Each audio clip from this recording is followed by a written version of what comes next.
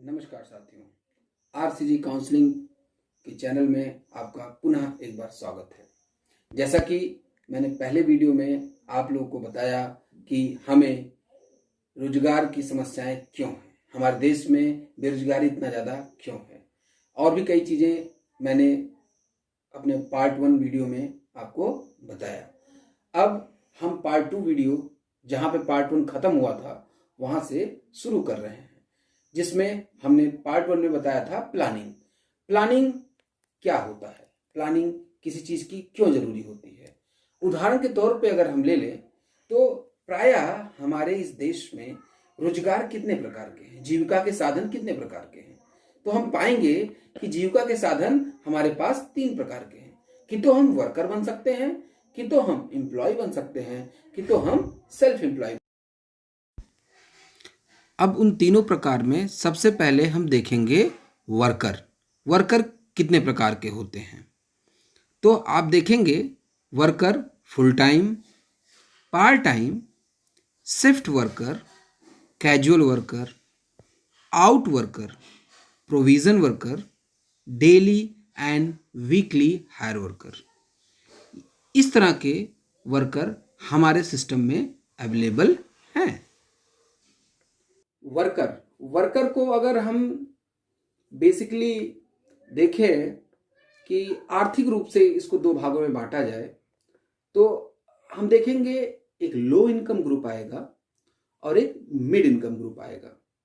तो जो low income group है वो वह ग्रुप है जो डेली थोड़ा बहुत पैसा कमा रहा है, खर्च कर दे रहा है, उसके पास आय के दूसरे स्रोत भी नहीं है और कोई उसका सेविंग नहीं है, और ना उस सेविंग के प्रति कोई उसकी रुचि रहती है। वो सिर्फ ये सोचता है कि आज हमने अर्न किया है और आज हमें इसे खत्म कर देना है।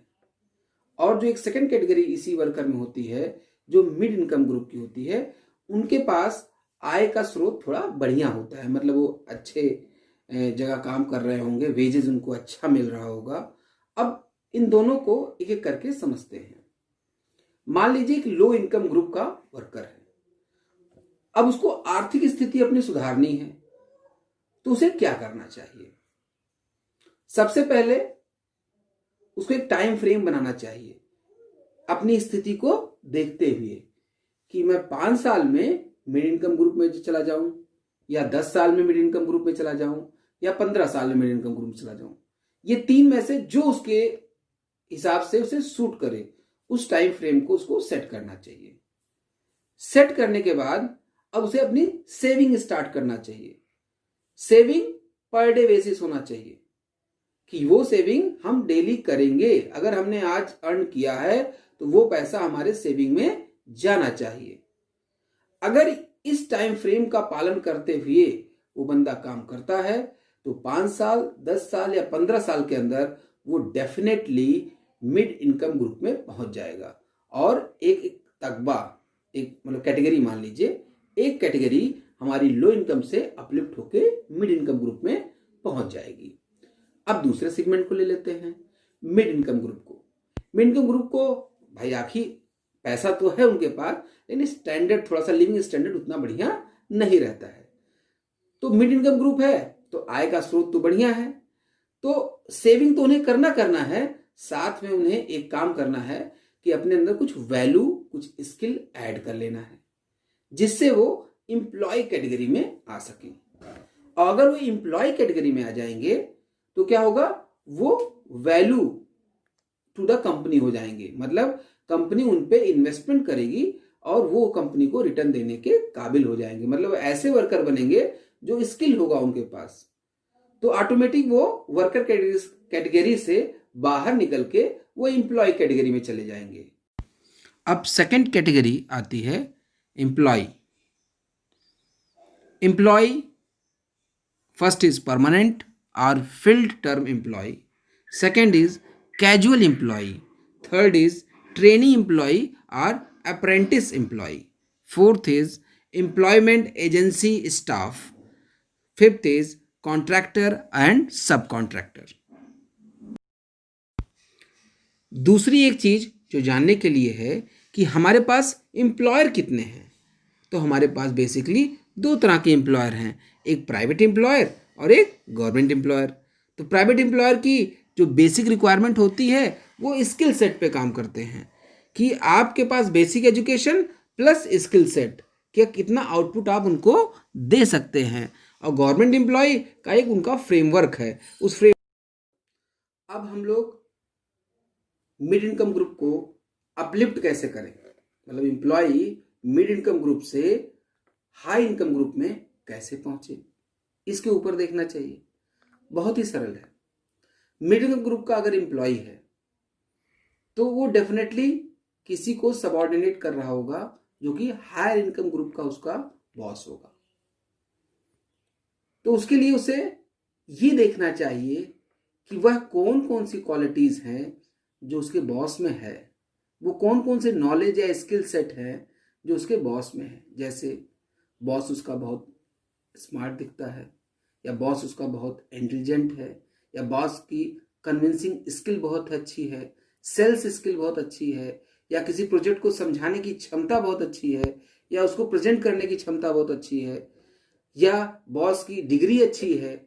ये सब क्वालिटीज खोजना होगा कि वो आपके जो बॉस हैं वो हाई इनकम ग्रुप में जो हैं वो क्या ऐसी कमी आप में है। जब आप इसको जान जाएंगे तो आपको दूसरा काम करना है कि आप कुछ बॉस के ऐसे काम को करना शुरू कर दीजिए जो बॉस को अच्छा लगे, जो काम तो बॉस का है लेकिन आप उनके बिहाफ पे कर देते हैं।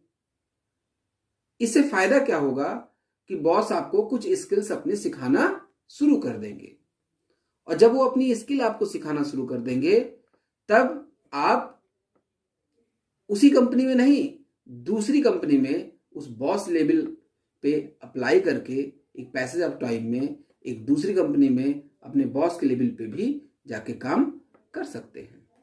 लेकिन कभी भी उसी कंपनी में अपने बॉस को डिच करने की कोशिश मत कीजिएगा, क्योंकि अगर आप दूसरी कंपनी में अपने बॉस के बराबर आएंगे तो आप एक फ्रेंड क्रिएट करेंगे जो हमेशा आपको हेल्प करेगा।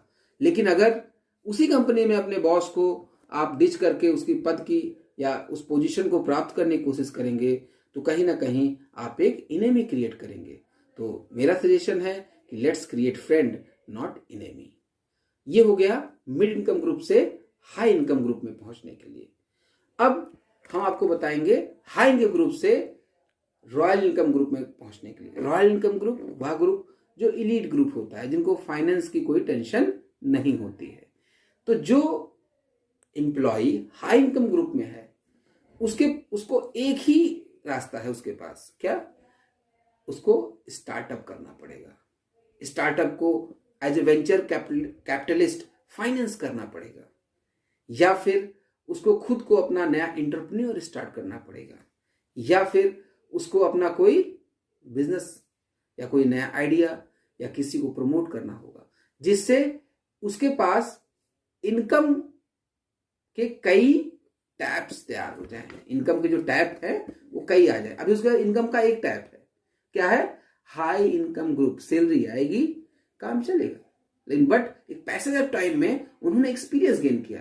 अब वो चाहे अपने जैसे या अपने से छोटे जूनियर या किसी भी अनएम्प्लॉयड बच्चे को या कभी भी टैलेंटेड बच्चे को वो अपने पैसे को लगा के अपलिफ्ट कर दें, और बिजनेस वो करेगा, इनकम इनको मिलेगा, प्रॉफिट इनको मिलेगा, उसको इनको सैलरी ही देना है।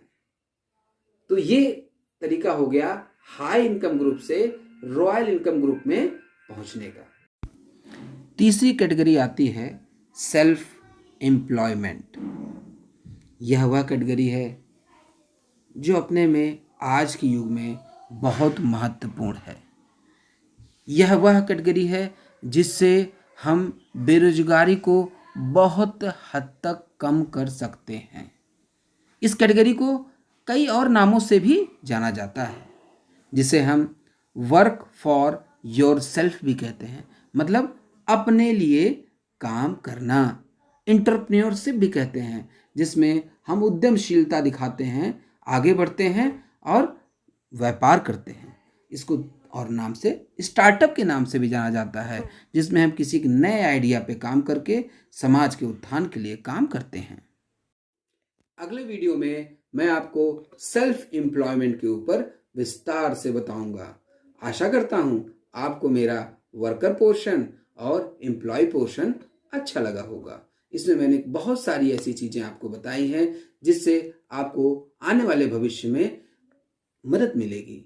अगर फिर भी कोई सवाल आपके मन में हो जो मेरे द्वारा बताए गए वीडियोस के द्वारा आपको समझ में ना आया हो, तो मुझे कमेंट बॉक्स में पूछ सकते हैं। साथ ही साथ अगर आपको अपनी आर्थिक स्थिति को सुधारने के लिए मेरी कंसल्टेंसी की जरूरत है तो भी मुझसे संपर्क कर सकते हैं। मैं डिस्क्रिप्शन बॉक्स में अपनी कॉन्टैक्ट डिटेल आपको दे दूंगा।